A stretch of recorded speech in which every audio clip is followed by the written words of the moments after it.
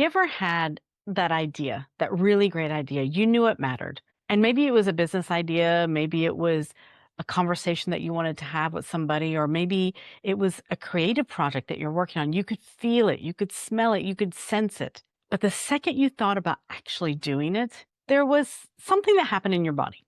Your shoulders tightened up. Had a heavy chest. You felt like there was this big knot in your stomach. Your focus disappeared. You were all over the place. And suddenly that confident version of you got replaced with one very loud question. What if I fail? And once that question entered in the room, it can take over everything.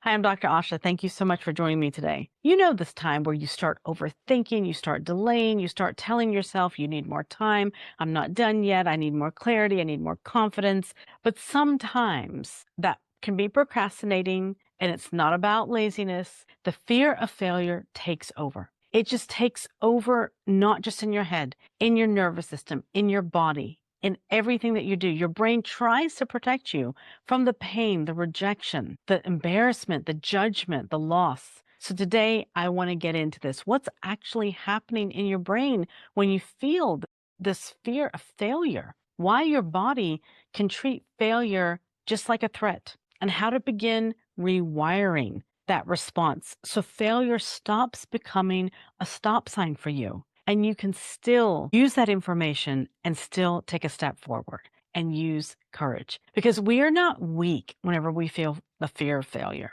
It's natural. It's common. Your brain just may need a certain tweak, a little way to figure out how it can keep you safe, but also help you continue in what you're wanting to do with full-on courage.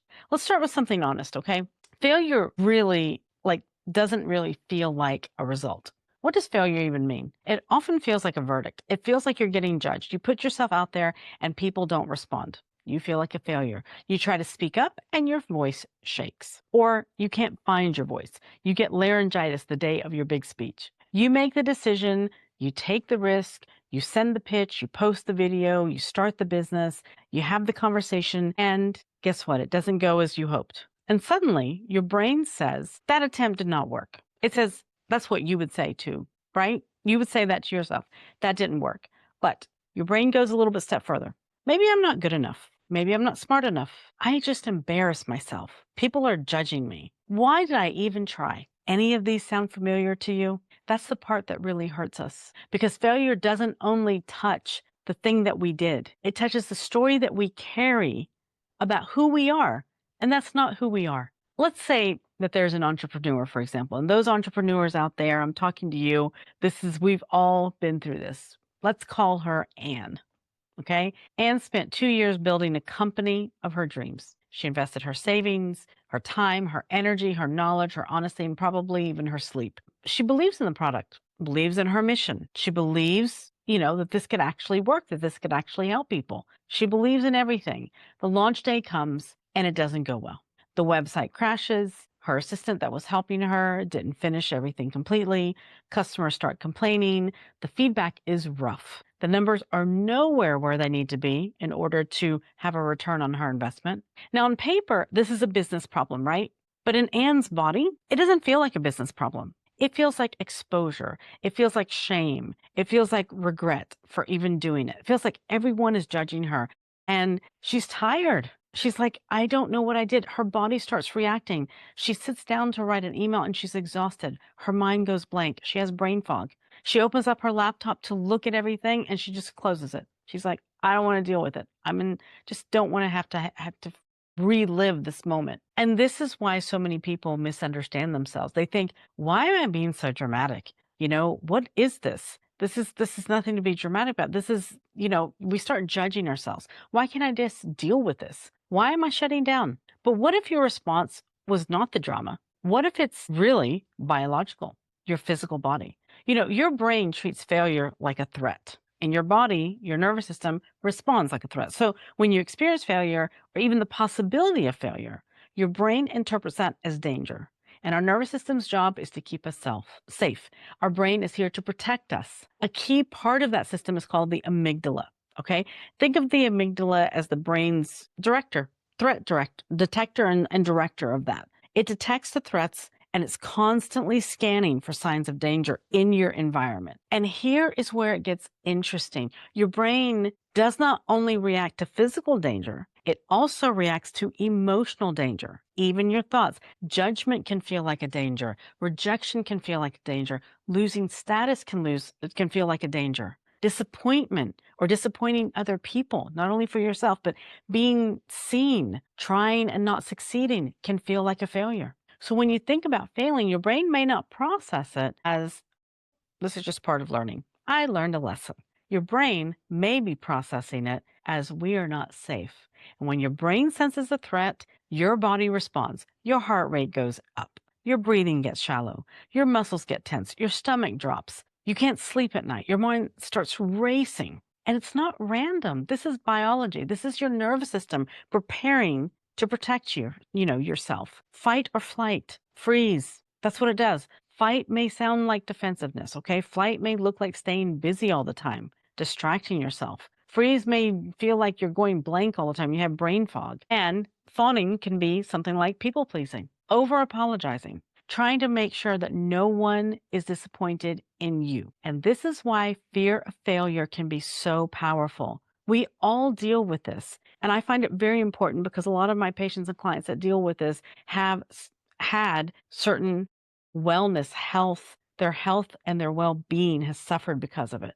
It's not just a mindset issue. Of course, mindset is part of it, but it's also a body issue. You can tell yourself, just be confident, but if your nervous system feels unsafe, confidence can feel like a distant, unavailable memory, really. You can tell yourself, just take action. But if you're in freeze mode, it can feel really impossible. You can tell yourself failure is part of success, but if failure feels like shame in your body, it won't go very far. That won't really help you. This is why we need more than motivation. We need regulation. Now, let's talk about the part of the brain that you need most when things go wrong. And that is the prefrontal cortex. Okay, this is a part of the brain that's involved in planning, decision-making, emotional regulation, and seeing the big picture. So you really want to be able to see the big picture. You know people that really thrive with this part of the brain, okay? It's like you see that, okay, this didn't work. What can we learn? What's the next best step? What is actual here? What are the facts? What is the story I'm telling myself? What data do I need? Okay, but when you're in when the threat system is activated, your prefrontal cortex can get pushed aside. So it quietens down. So the part of your brain that helps you think clearly actually gets quieter. That's why you can be as intelligent as you want to be and still freeze, still have brain fog. That's why you can be as capable as you are, but still avoid that email or that phone call. You can freeze under pressure. It's not about lacking courage. Sometimes it's the brain running on an old protection program the whole time. And for a lot of people, this is true. I mean, it connects to old memories. It triggers certain things from the past into the current moment. Maybe you were criticized harshly for whenever you made mistakes. Maybe you grew up believing that you had to be impressive to be valued. Maybe being wrong was not treated gently, kindly. Maybe you learned that success was about approval and failure was distant to that. It's a disappointment. It's a shame. It's not allowed. If this feels familiar, I mean, you know what? This is really something. I don't want to get it into a confronting way, but this is something that I want you to look at because it doesn't comfort us to know, okay, I'm in failure mode. What can I do now? And then feel frozen. It feels like the body's saying to you, we've been here before. You get reminded, okay? We did not like what happened, so therefore I'm not going to try again. That is why healing your relationship with failure is not just about being tougher. It's not about walking away. It's about teaching your nervous system it can make a mistake and still be safe. I can be seen trying and still be worthy. It's not a problem. I can learn without attacking myself the whole time. I can fail at something without being a failure. And that distinction matters. I mean, you're not the failed attempt. I mean, failure is part of success. It means that you've put yourself out there, that you've tried. You are the person that can learn from it, and you can decide what you do with that.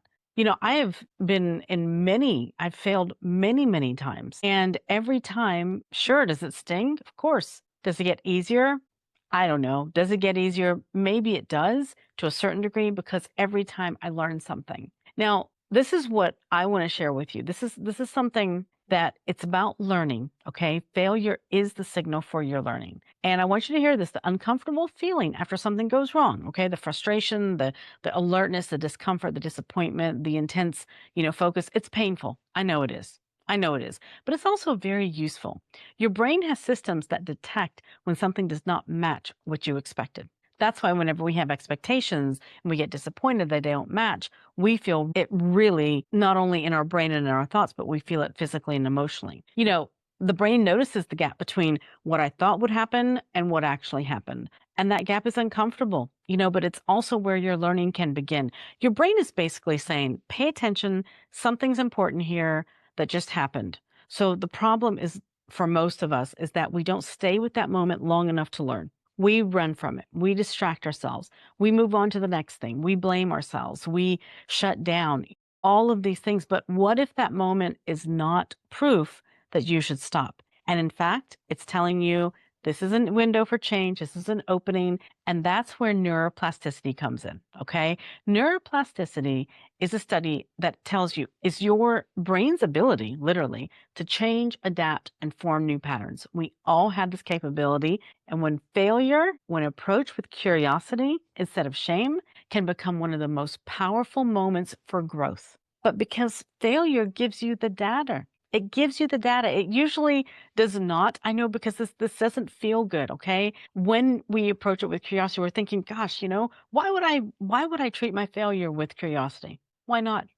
I know it doesn't feel good, but the failure does give you the data. It shows you what did not work. It reveals the weak point. It reveals different iterations of what you could do, it exposes the assumption that you had. It points towards what needs to change. Failure is not fun. However, it's honest. And I'm telling you, everything in our world, including the light bulb, had many failures in its, creation. Think about that. If they stopped trying to create the light bulb, stopped trying to create electricity, we wouldn't have it today. So this goes for everything. And sometimes honest feedback for yourself is exactly what moves you forward. It's the meaning that we attach to it. It's not the failure itself. This is why we get really stuck. It's not just about experiencing failure. We give it meaning. We interpret the failure and interpret it. And that becomes the injury right there. There's a big difference between that launch did not work or I'm not cut out for this. Or there's a big difference between, this didn't perform well or no one cares what I have to say. There's a big difference between that. And I know that this conversation with ourselves can be very confronting. I realize this. We start avoiding things. We stop, in social media, we stop posting. We stop pitching the ideas. We stop writing. We stop speaking up. And slowly your life gets smaller and smaller and smaller, and you lose your confidence. And not because you don't have the potential, because you do, but because your nervous system has confused uncertainty with danger. So the goal is not to become fearless. We need to have fear is natural. Fear is normal. Okay. I think it protects us sometimes, but I actually think that that's not the goal to be fearless. The goal is to become less controlled by the fear, to feel the fear and still stay connected to yourself and say, I'm going to go for it. I'm going to try it. To notice the discomfort and not immediately turn it into shame. To see failure as a feedback to you. So how do we actually work on this? Okay. How do we actually do it? There's 3 steps I want to share with you.